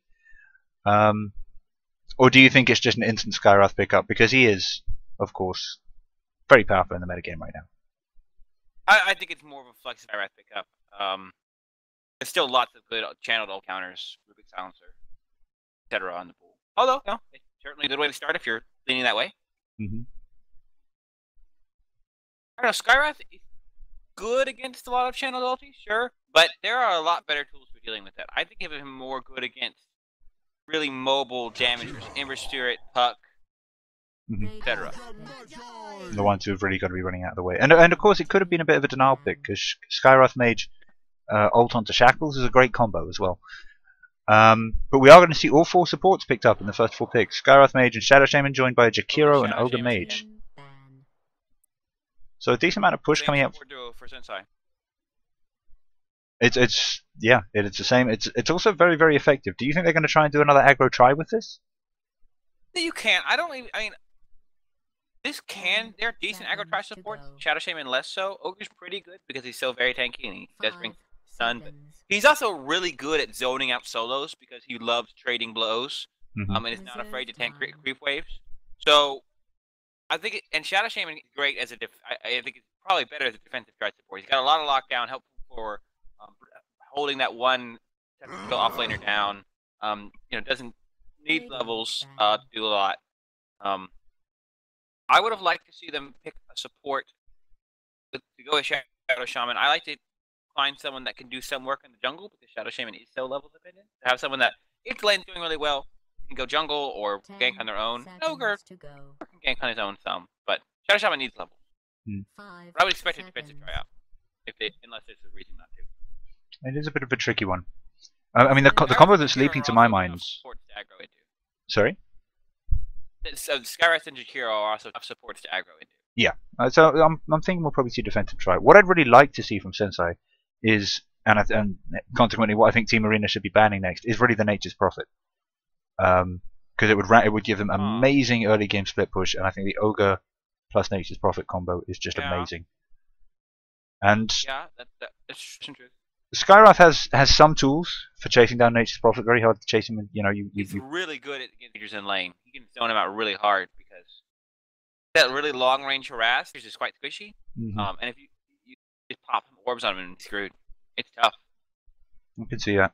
And add on to that, I suppose, a Liquid Fire coming out from Jakiro. That's not a lane you really want to be in. It would be a tough lane for Nature's. They're not good Nature's Prophet support. Although I agree, the Ogre combo is great. Jakiro is very good at clearing his waves in the late game, and both are very good at dealing with him in lane. What if you did duels? So Shadow Shaman plus one down on the bot lane. In Skywrath Jakiro tri lane. I mean, you could. Well, we'll see what happens. Senseye using up an awful lot of their reserve time coming up with these next bans. Neither team giving a lot away, and both of them seeming to kind of get a bit stuffed this early in the draft to be down to 20 seconds of reserve time, 45 on Team Arena. It's not a lot. When I look at these duos, what really stands out to me is that Arena supports, I think, are a little bit more potent in some ways in the laning phase, but they're very bad at ganking. Not a good ganking support duo. So I think you could get away with getting a pretty greedy mid here, who's good at owning a lane and farming when there's not a lot of pressure from the supports, and you can get away with it because you have Jakiro Ice Path, which isn't very long, and it's hard to land. You have Skywrath slow, Silence, but if you get to the right mid here, they could have a very nice lane. With could be potentially a free lane to exert some pressure. So maybe even like a Medusa.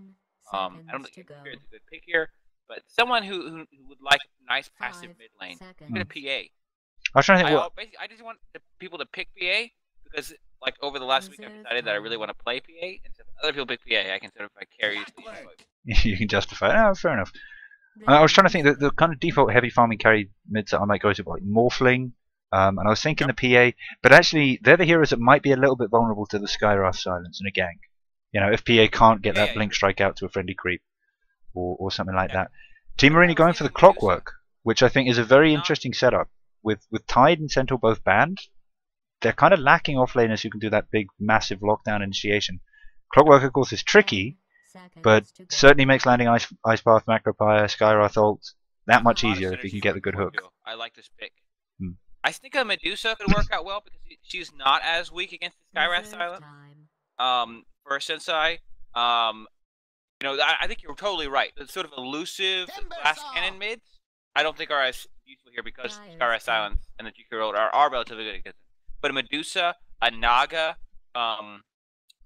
maybe even a TA, not quite as greedy as I was sort of thinking, but someone like that I think could serve Senseye well here. Go for the Timbersaw. I don't think it's a good pick. I mean, I would have thought Chakram would work very well against Clockwork. Yeah, but Skywrath, like, the counter to Timbersaw. And Necrophos, I imagine, probably isn't somebody you really want to be running into. Jakiro is good in lane. Liquid Fire, Timbersaw game. I don't know about that. Yeah, this is going to be an interesting one. I think we should pick greedy mid. 10 seconds to go. A greedy mid who does well against Necrophos. I mean, it's interesting actually. I'm assuming that Sadist Aura would just not Sadist, Heartstopper Aura would just go straight through. 10 seconds to Would go. effectively ignore Medusa's mana shield Dyer's Yes. banned. because it's negative HP regen, so she wouldn't get any benefit from that. So I can imagine Necrophos doing quite well against a Medusa. Naga would be what I would pick here. Naga, I can see the Naga. Razor, of course, could obviously be the position 1 or the position 2, mid or safe lane. 10 seconds to go. Is that a greedy enough mid for you? I would say probably not. 5 No, I don't think it is. seconds. I don't think it's. I don't know how the Razor Necro. I've heard weird. I hear different people seem to have different opinions about Razor versus Necro. But that Necro's pretty decent against him in the mid game. Again, he's like that when you want to kill. Mhm. There's a big difference between a dead Razor and an alive Razor. So when he gets down to that low health, but his ult still running on attacking people, Necro ult is a great way to just put it in. And he tends to build tanky, so of course Necro. I'm just really liking Necro these days. I think the recent buffs he got were just ridiculous in terms of what they do for a really fast game meta. In the thing about Necro, this is hard. I've come to understand this, is that he's really good, but he's like Viper in that 10 in the seconds late, to not go. quite like Viper, but it is different than even like Viper in that in the late game, 5 kind of has to be seconds. played the way you play a support, where in Dyer's fights pick. you're going in and out of the fight, healing, getting your ult off. You cannot be mixing up in fights in the late game unless you get a build really tanky. You're just too squishy for late game fights. He does not have the strength gain like other carries, like a Viper does. Even though he has heals and Sadist, in late game fights, you have to play pretty passively with the Necro, and that's fine if you have other heroes 10 who will be happy to seconds to mix go. it up.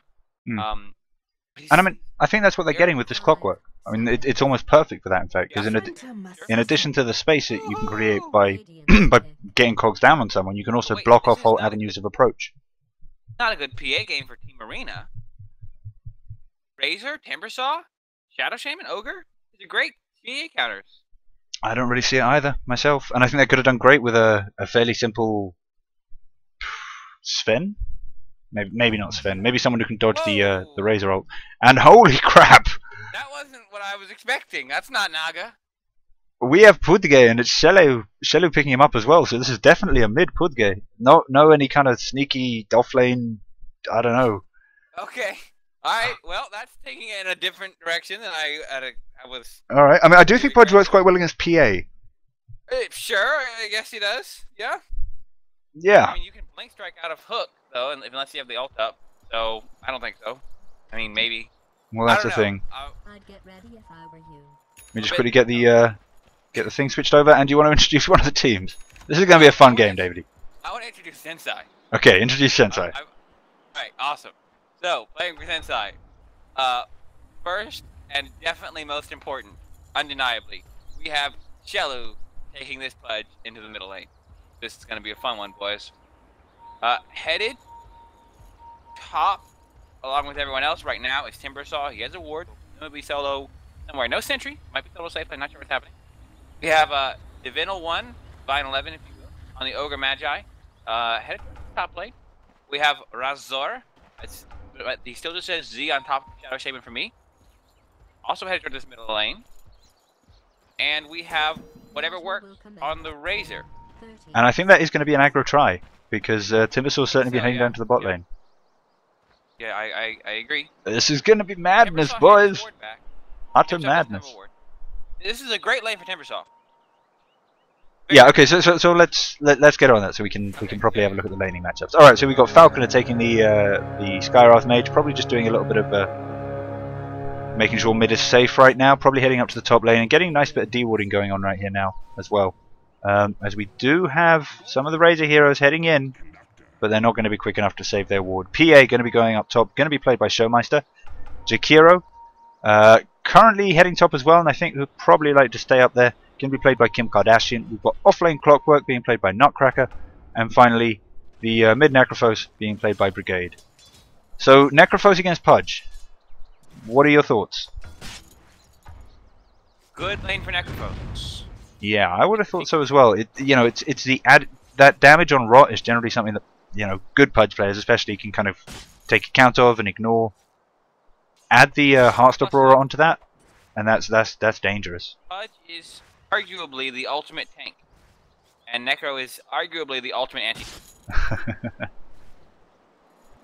Yeah, I do kind of like that for TA, to be perfectly honest with you.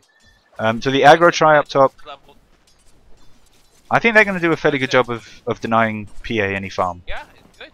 And they're basically leaving the hero here. I'm not sure.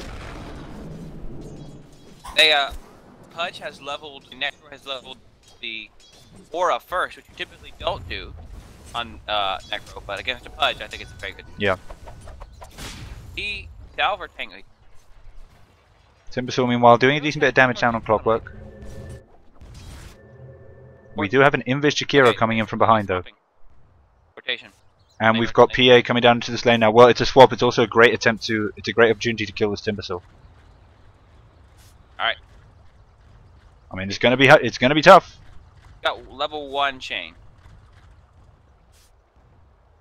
What's the initiation going to be? They're going to need to get cogs or something off. They need to go with Dagger, and then try to bait out the hook.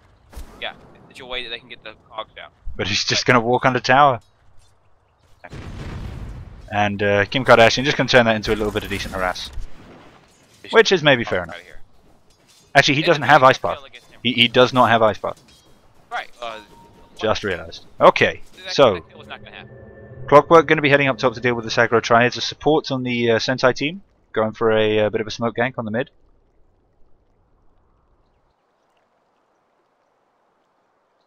Dire wards up against this opportunity, but of course wards do nothing. And are they just going to go straight in? Yep, they've all been revealed. There's the stun. Shelu is getting really low under this tower though. He's going to go down. So Necrophos getting a kill there as well. Not the smoothest of ganks, but it'll do. Most of the damage there, I think, yeah, coming out from Pudge. So he did need to play as aggressive as he did. Clockwork gets the kill on Razor.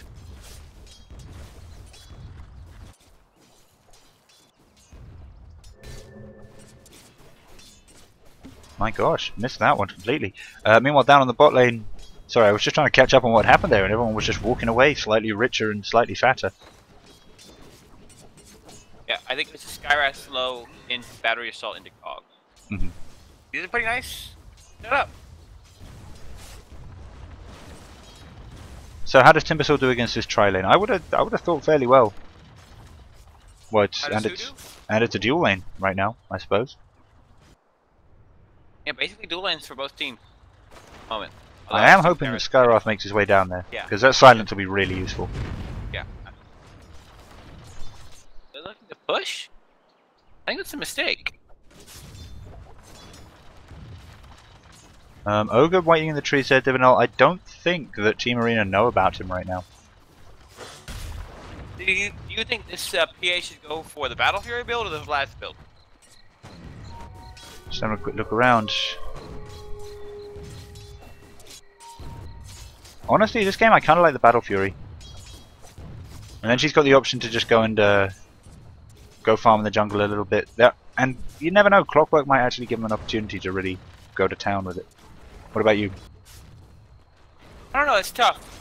The reason why I wonder if Vlad's is better is just because that way if she gets the damage drain on her, she still has... Oh, one sec. As we have an attempt at a Pudge gank here, they're going for Jakiro. But he's TPing out and he's hidden and Shelu doesn't want to risk a hook. Nice escape. Sorry, and when you say Vlad's, do you mean Helm the Dominator? No. You mean Vlad's, okay. Most PAs, what I've seen, typically either go Battle Fury Helm or go like Vlad AB or Vlad Basher.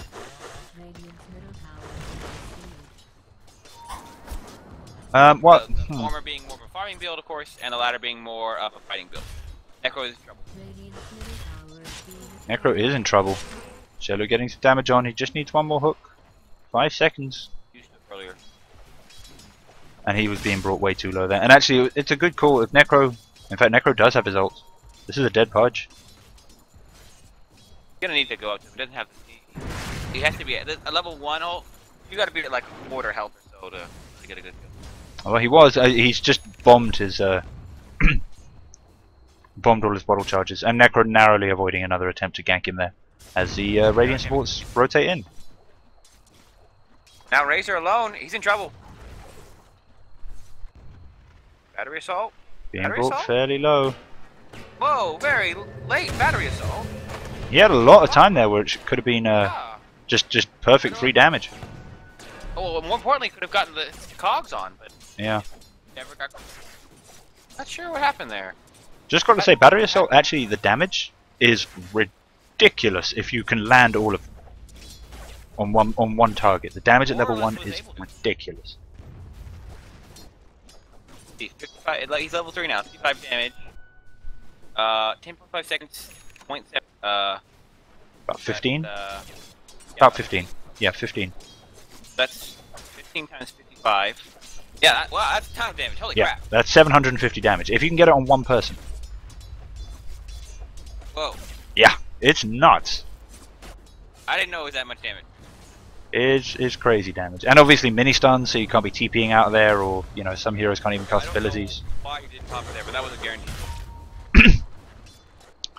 Bit of pressure being put onto Brigade on the mid, as Razor gets a beautiful shackle off, followed up by a nice hook from Shelu. And now this really is trouble here for Necrophos. No, he manages to kill the Pudge.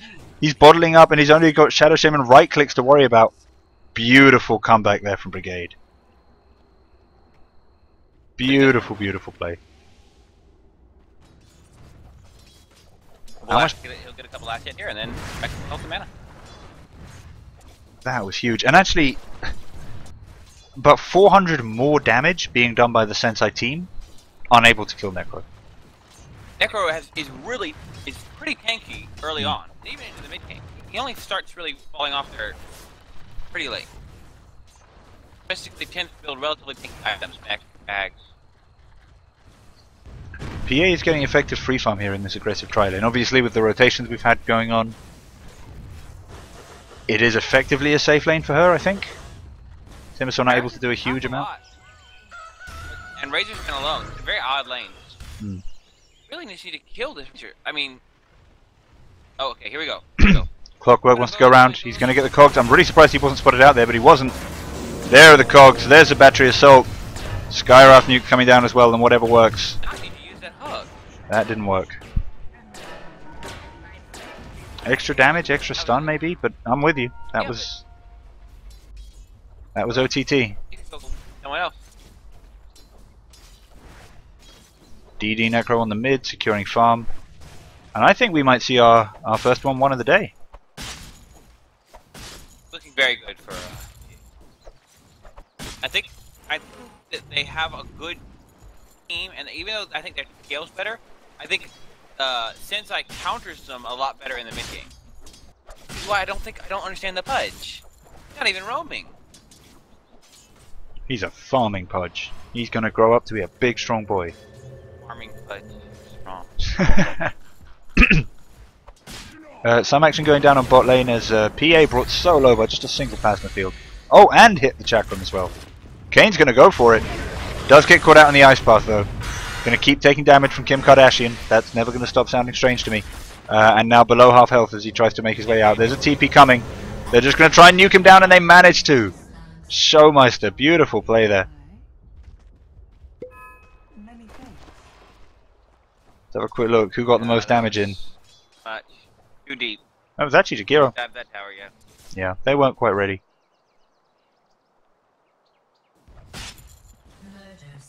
Clockwork finishing off Shadow Shaman. And this is now 1 for 6 for the losers of previous game, Team Arena. They're doing a great job. And Pudge is still just sitting mid, last hitting. Waiting for the hook. He does have his ult now, so like there might be a thing with Ogre McGee there to back him up. We're taking an awful lot of harass from this Skywrath now. And Pudge, of course, you know, in addition to everything else you've said about him, he's undeniably one of those kind of heroes who you have to snowball with. Like, you need kills in the first 20 minutes, otherwise Flesh Heap is useless. And, you know, you've got a huge amount of catch-up to do. I agree. Like, what do you do if you don't have any kills and you don't have any prospect of getting them at Pudge? As Pudge, do you get stats instead of Flesh Heap? I mean, I'm not really seriously suggesting it, but in a sense, you may as well. Divinel gets caught out by the Team Arena rotation here. Necrophos hooked closer to him by Pudge. Just trying to get the mana up for the ult. Pops a bottle to get it. That's the slow they need to land the rest of the nuke. It's not going to be a Necro ult kill, but I don't think they could have. I think he had time for PA to blink and then blink onto him and then dagger, and then that should have been enough to get the hero close. Okay, But, yeah, that might work. That might have worked. I probably would have done the same thing if I was playing Brigade, though. In all fairness. So I figured out, by the way, why I love playing PA.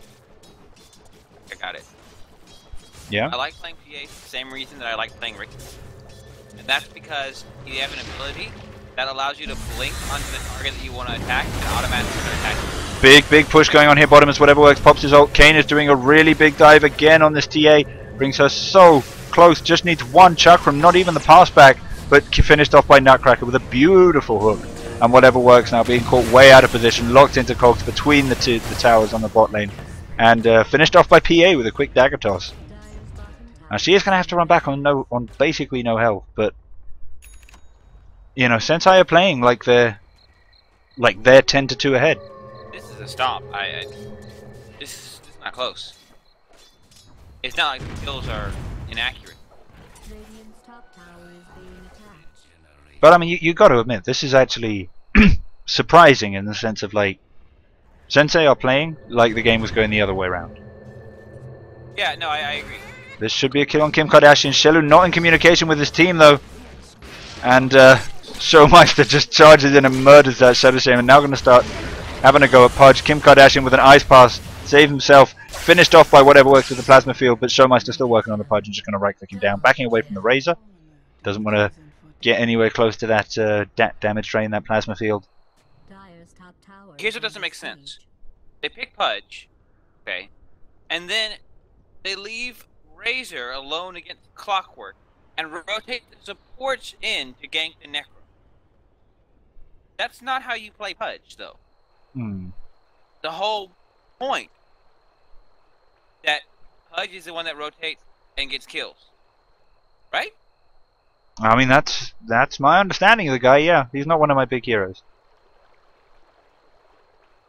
So, yeah, they're playing Pudge like they picked Naga. You're still not going to give up on this Naga, are you? It's just going to be should have been Naga. Should have been Naga.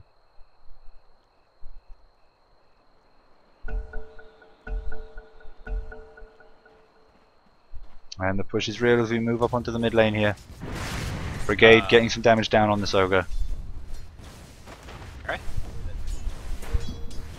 Yeah, thank you. What was that? Sorry. Gareth was distinctly walking by a sentry that... 133 health. The glyph goes off. The tower is not deniable. That is close. I normally see like 139, 136. That's really close. Uh-oh. Oh, the hook misses. Secure the last hit. But not quite enough. And Pudge unable to leave the creeps to give him one hit on this tower. We do have a nice initiation here on the Necro though. Pudge manages to get the ult off, hasn't had to use hook yet, but Skyroth coming in, and that's where the damage is in this match. Oh, but Pudge does manage to get Necro under the tower. It is a Necro death. We have Kim Kardashian coming up behind Kane, who is rotating in to help Pudge.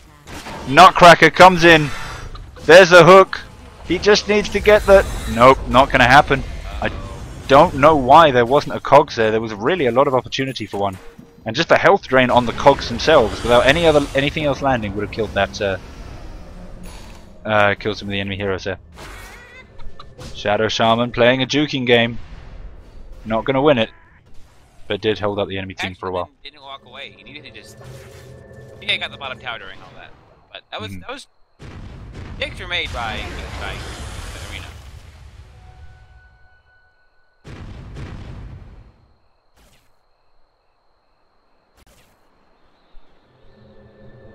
Catapult. Okay, we have got a catapult here.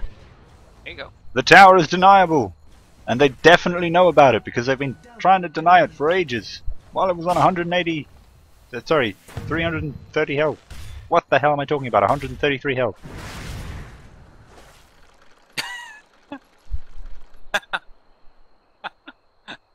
This pause though.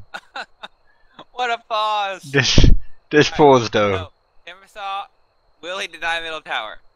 Timbersaw, no, you're not allowed. Necrophone. You're not allowed to do it, Timbersaw. I have a question for you, and this is a question I asked partially on. I partially asked on Libby's behalf. You're British. I am British. You are British. Do you watch or are you a fan of that Mitchell and Webb look? Yes. Because that is like Libby's favorite thing in the whole world. They are amazing. They channel the spirits of Not the 9 O'Clock News. You guys need to talk next time. Oh, they are so funny. Everyone will have. Okay, good.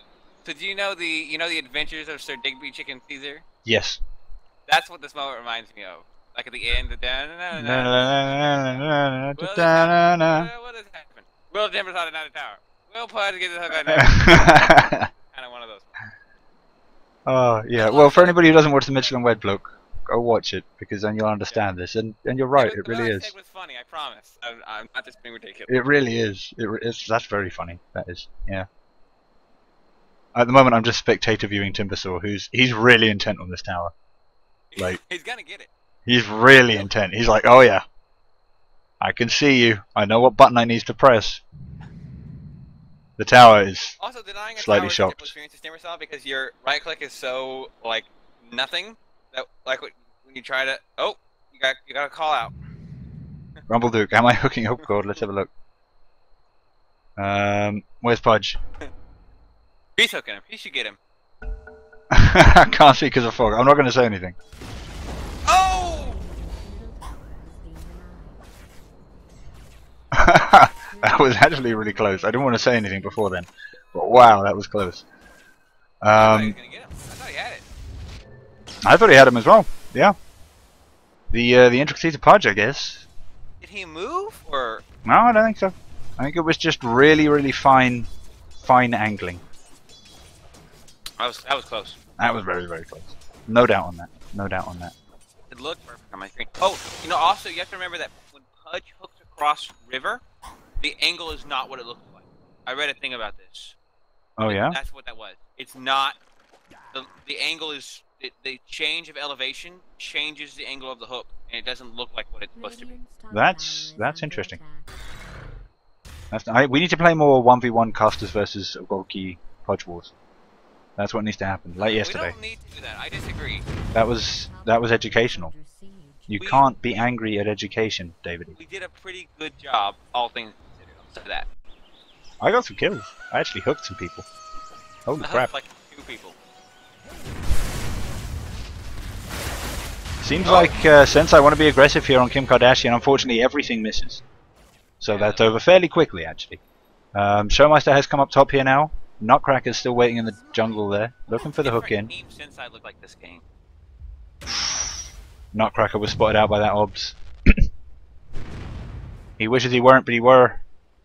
Maybe they're just us, and whenever they don't get Viper, they don't know what. What? What? But Viper. Pudge in the perfect position, gets PA, she's out of the fight. She's out of the fight, but she's also out of the Pudge. Just quick blink onto her own team there, and Kane now deep in the enemy jungle, manages to get a decent timber chain off. But boom. 2 seconds. Wow. Dead. 3 for 1. Clockwork goes down, but so do the Shadow Shaman wards. Shadow Shaman just managing to avoid the ice path there. It really looked like it hit, in fact. And whatever works, going to use the cover of the Shadow Shaman wards to just get some plasma field hits on. Want him. Wow, Shadow Shaman being super aggressive here. You could blink this PA. You really could. Yeah, there you go. Basher up. She has a basher up? Holy moly, that's quick. And the helm. So she's going to farm off heroes. That's a statement being made right now, guys. Gonna farm off heroes.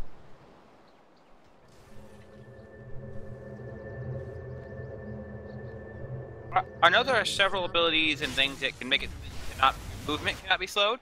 Are there any abilities or items or anything that make it so that your attack speed cannot be slowed? Yes. Okay. What are they? I knew you were going to ask me that. I think is it the troll ult? The troll, I believe, is just a static increase to its speed. Okay. Yes. No, you're right.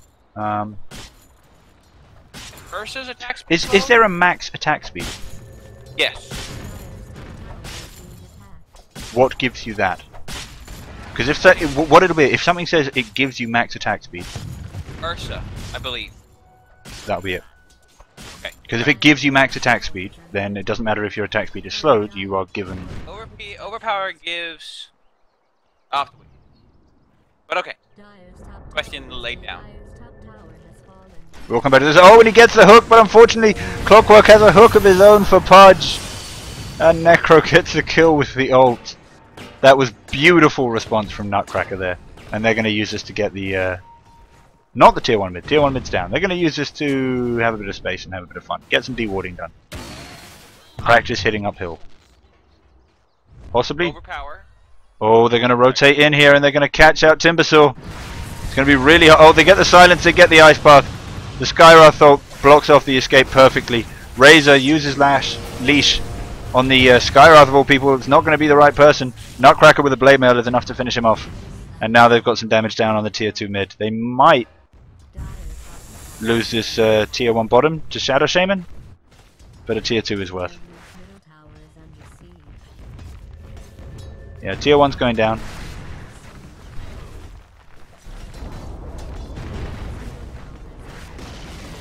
Oh, but they got top as well. I missed that one.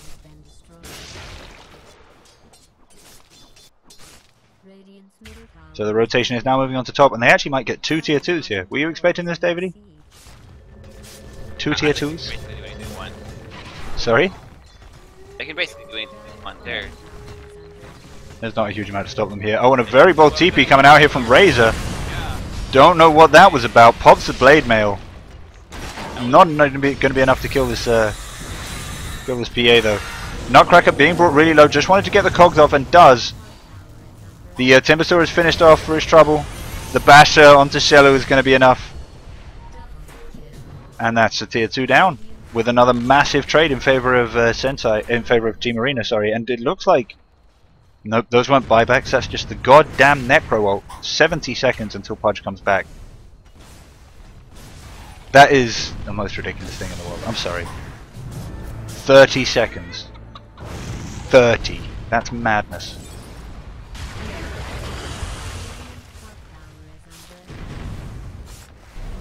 Lots of damage being done on the tier 3 as well here.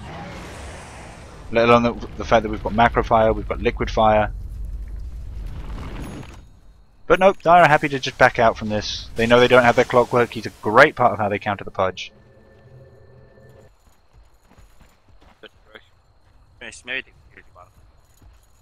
So can you say that again, Dave? We might be getting some audio issues. Oh, alright, so they should push your tier 2 bottom or the next 2 here. Also on our totally unrelated connection, overpower, right here, does not guarantee full attack speed. Right attack speed can be negated by strong attack speed slow. Interesting. So, yeah, no real counter to very fast attack speed then, I suppose. No definitive counter, anyway. Question is, are they going to go for the Roche or are they going to go for the... Yeah, they're going to go for the Roche. That was just Jakiro walking up onto the high ground there so that they could get vision of the ward spot. So that their sentry could tell them if there was a ward there they needed to worry about. Jakiro getting the bounty. And I think they're just going to go straight in. Now, what I really would have liked from this, I don't know if PA's been trying for it, but if she could have had a wolf, that would have been a really helpful addition to this little attempt. No wolves up in the Dire jungle as of yet, though. They're more of a sustained approach take rather than damage. But yeah, we'll still know what. She dominated anything? I haven't seen. As in, no, I don't think so. I haven't seen one. Certainly haven't been any ancient stacking going on that I've seen. We do get a flare going down on the mid lane. Ogan McGee is invisible and right in the middle of this dire pack. I really hope he doesn't think he can go for something here. Yeah, Divinel backing up. Divinel moving forward, Divinel backing up. Divinel uncertain, backing up with the invis worn out. And push straight down mid from Team Arena. Now, do you think Senseye can stop this? No. Fair enough. Do you think Senseye will stop this? What if that's a slightly different question? Yes, No. yes. Senseye is about to lose. Senseye's about to lose. Alright, big shots called. They do manage to clear that wave remarkably quickly. And TA just use the space to go bottom. They're going to finish up the tier 2, get the externals down. Ice path to hold up the Senseye team. And Pudge did get a good ward up there for himself, but, you know, it's good in the context of, okay. Oh, they walked outside of their base. Wow, I don't know why they did that. Shadow Shaman in real trouble, saved by Pudge. We do have the macro fire going down, whatever works, finished off. They don't even manage to get a kill in return. They're close to quite a few, but nothing doing as Shadow Master comes in with a BKB, finishes off the Shadow Shaman with one hit. Pudge hooks pull him off Divinel, but the Necro ult is enough to finish off the Ogre Mage. And now they're just going to feed off these wards and then start taking tier 3s. Ooh, the Pudge hooks. Ooh, the Pudge hooks.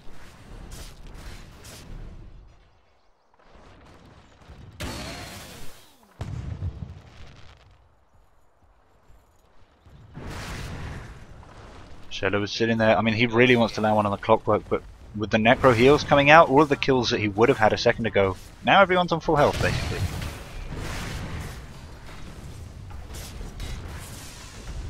So PA with Aegis, she's not going to be afraid to initiate, and she's got huge initiation range when she doesn't need to worry about dying.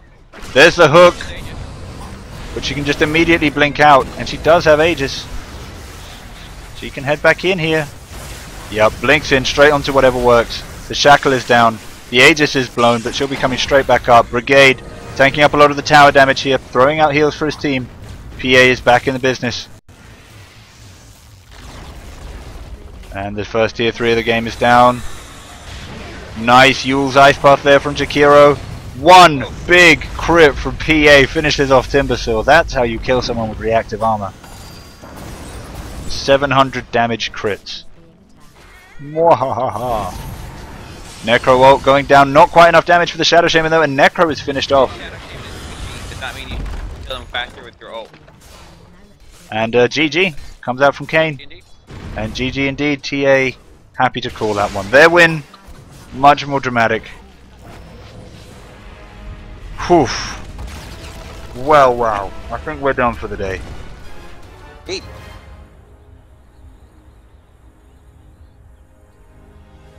That was an interesting one. Let me just quickly yeah, well, any last thoughts, David? What do you have to say about that? Well played, both teams.